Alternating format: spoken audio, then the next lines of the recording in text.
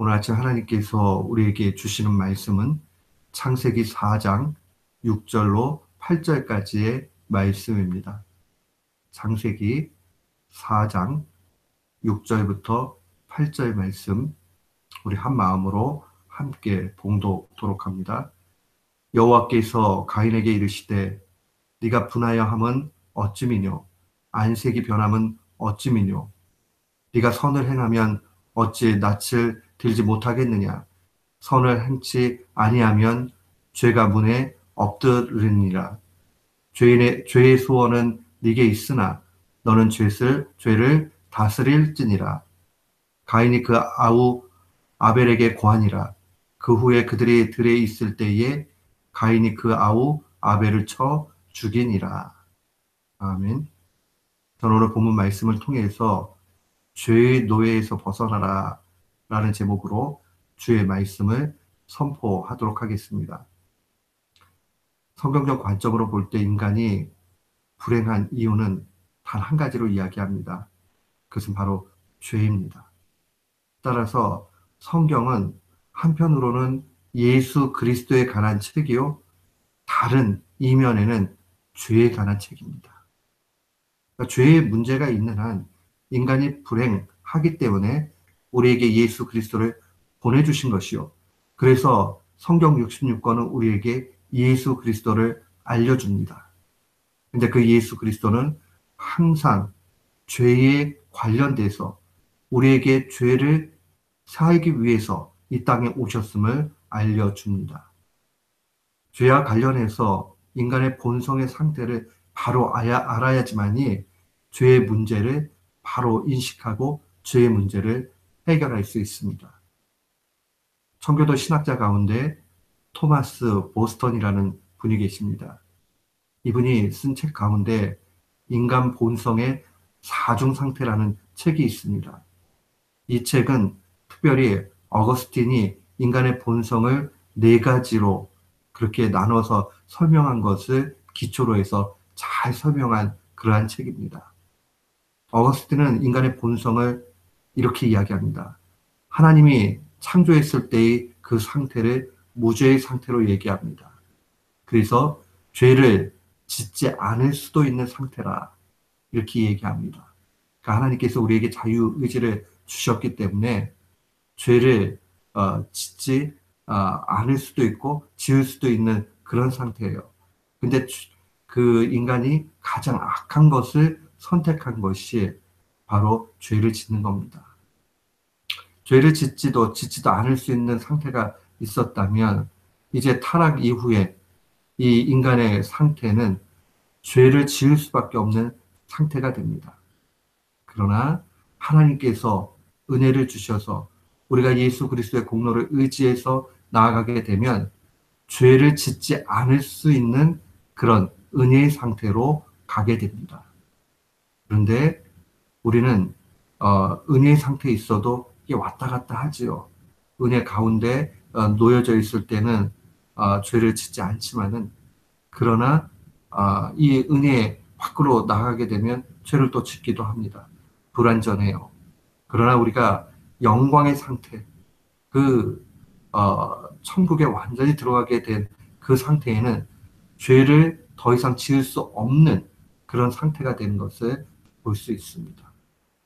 우리는 하나님의 은혜 가운데 우리의 본성 자체가 바뀌어진다는 것, 우리의 그 인간의 상태가 바뀌어진다는 것을 분명히 기억해야 됩니다. 오늘 본문 말씀에 보면 최초의 살인자 가인에 대해서 하나님께서 경고하는 메시지가 증거되어져 있습니다. 오늘 6절 말씀에 보면 여호와께서 가인에게 이르시되 네가 분함은 어찌미냐 안색이 변함은 어찌미냐라고 말씀하십니다. 이 가인 속에 분노가 가득 찹니다. 그리고 그것이 얼굴에 나타납니다.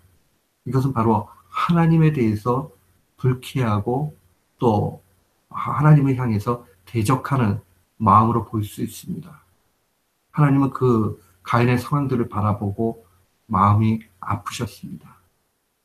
저는 7절 말씀을 계속 읽고 묵상하면서 과연 이 7절의 말씀을 하나님이 하실 때에 가인에게 어떠한 그 음성으로 하셨을까 하는 것이 몹시 궁금했습니다.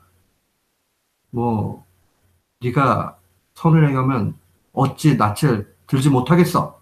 라고 이렇게 얘기할 수도 있고, 또 온화하게 네가 선을 행한다면 어찌 낯을 들지 못하겠냐? 선을 행치 아니하면 죄가 문에 엎드려진다.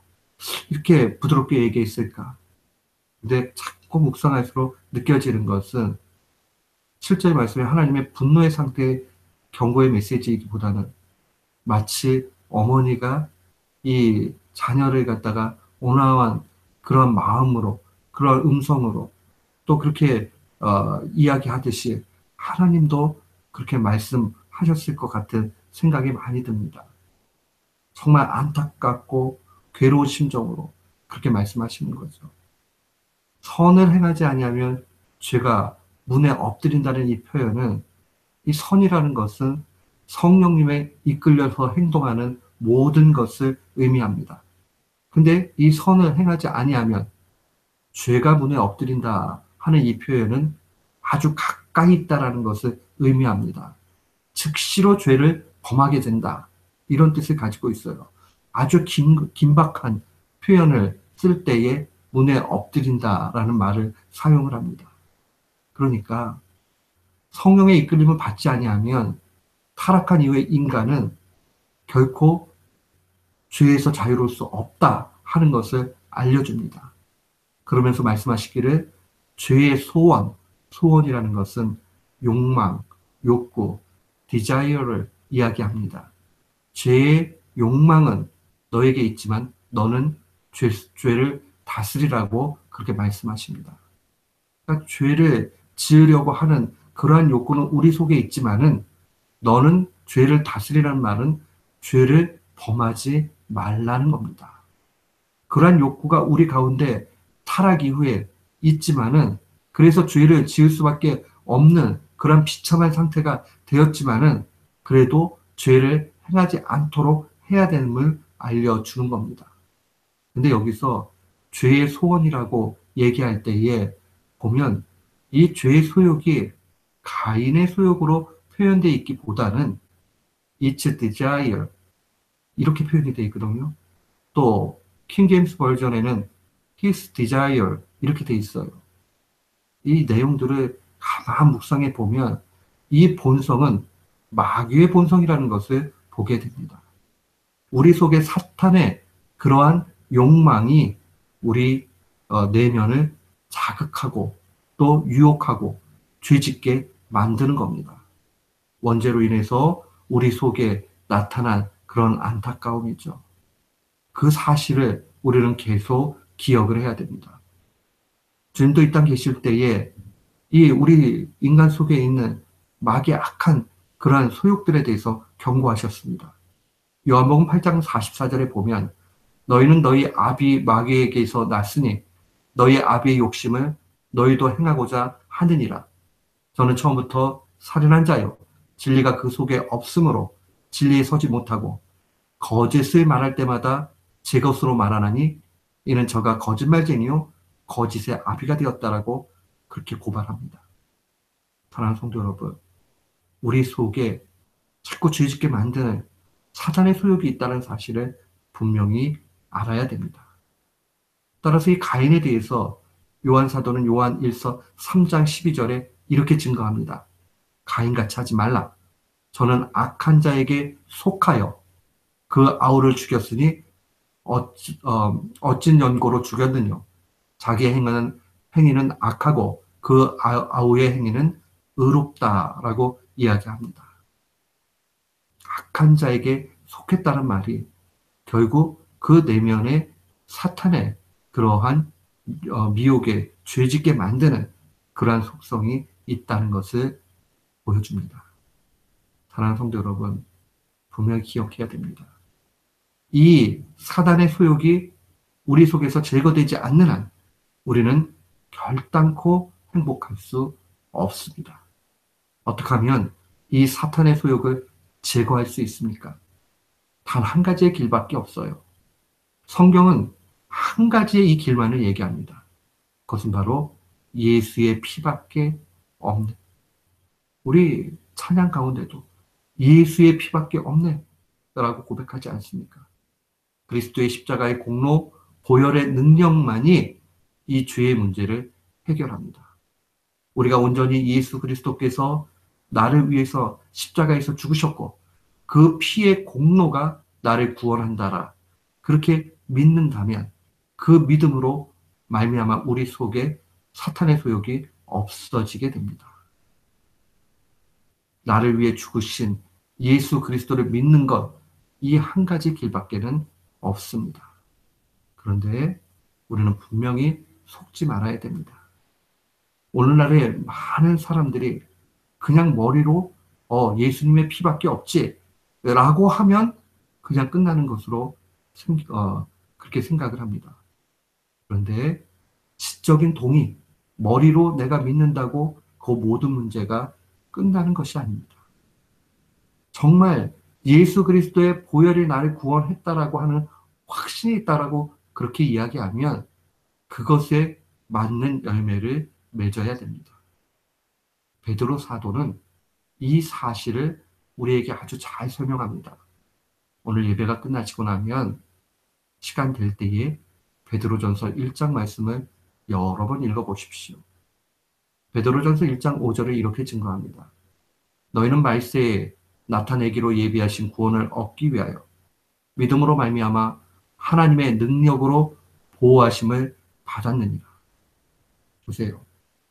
우리가 장차 얻을 구원을 위해서 믿음으로 말미암아 구원을 얻게 되는데 그 믿음으로 말미암는 것은 결국 하나님의 능력으로 보호하심을 받는다는 겁니다.